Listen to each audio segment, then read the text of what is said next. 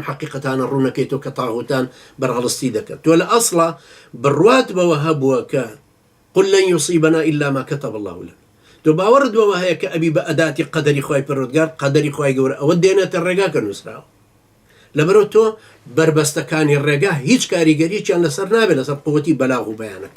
ناش ترسيلوا بحذر بي طبعا بوينك يتداويان بلام حذر شتيك وترس شتيك ترس أشتا خاني شركي شو أقرأ قال لينا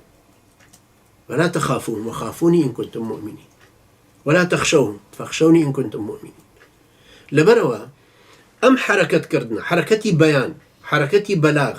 حركتي دعوة أدعو إلى سبيل ربك بالحكمة والموعظة حركتي إقامة حجي خلشي لتكونوا الشهداء على الناس ويكون الرسول عليكم شهيدا أم حركتي دعوة وبيانك أمتك يبيا قورة الأبن شون معك عدد زيادك شونيتي وشنديتي زيادك دينك الروشن تربيته بقوة تربيت دينك باش تردت ميدانك ومن الملانك بدينك أكره نكمل ملانك بشر كرسي برلمان بكره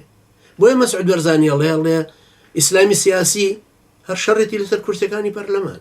أنا يتر أحزابي إسلامي لا عالمي عربي ولا عالمي إسلامي ولا كردستانيش أحزابي سياسيين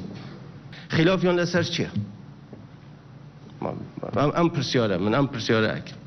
خلاف اگر حزب اسلامی خلاف لسر چی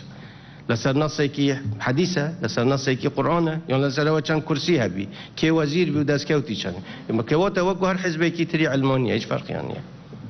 خوان شتی کی تری اندانه هنا راستی جک